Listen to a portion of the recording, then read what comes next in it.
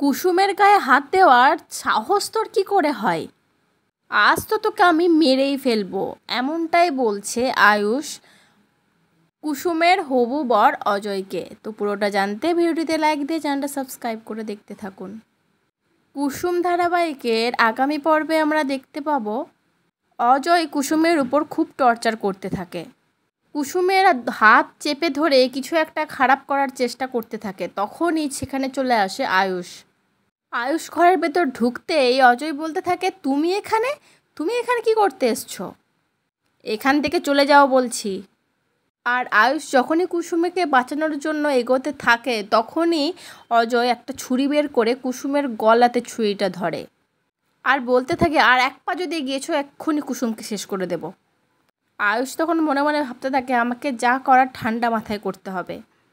একে কোনোভাবেই রাগানো যাবে না, রাগালে কুসুমের ক্ষতি করে দিতে পারে ও যে কোনো মুহূর্তে। কিছু একটা ভেবে আয়ুষ বলে, ঠিক আছে আমি চলে যাচ্ছি। এই বলে পিছন দিকে দরজার উদ্দেশ্যে ফিরে যায় আয়ুষ। আর তখনই অজয় কুসুমকে বলতে থাকে, এবার কি হবে তোমার? এবার তো তোমাকে বাঁচানোর কেউ রইল না মামনি। আর আয়ুষ্মান কিছু একটা ভাবতে ভাবতে এগোতে থাকে আর তখনই দেখতে পাই সামনে একটা লোহার রড আছে। আর সেটা হাতে নিয়েই চিৎকার করে বলে ওঠে, কুসুম মাথা নিচু করো। আর কুসুম সেটা বুঝতে পেরে সঙ্গে সঙ্গে মাথা নিচু করে ফেলে। আর রডটা লাগে অজয়ের মাথাতে, সঙ্গে সঙ্গে অজয় মাটিতে পড়ে যায়। আর তখন আয়ুষ অজয়ের উপরে চড়ে বসে অজয়কে মারার জন্য। অজয়কে মারতে মারতে বলতে থাকে, তোর সাহস কি করে হয়? তুই কুসুমের গায়ে হাত তুলেছিস? কুসুমের সাথে এত খারাপ ব্যবহার করার দুঃসাহস তোকে কে দিয়েছে? আজ তো তোকে আমি মেরেই ফেলবো। এই বলে মারতে থাকে অজয়কে। আর এদিকে কুসুম ভয় পেয়ে ছোট সাহেব এই বলে চিৎকার করতে থাকে।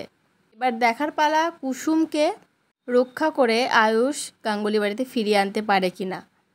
আর একটা জিনিস দেখার আছে যে দেবলীনা আর ওই কাকিমণির মুখোশটা খুলতে পারে কিনা আয়ুষ্মান আর ঈশান মিলে, সেটাই এখন দেখার।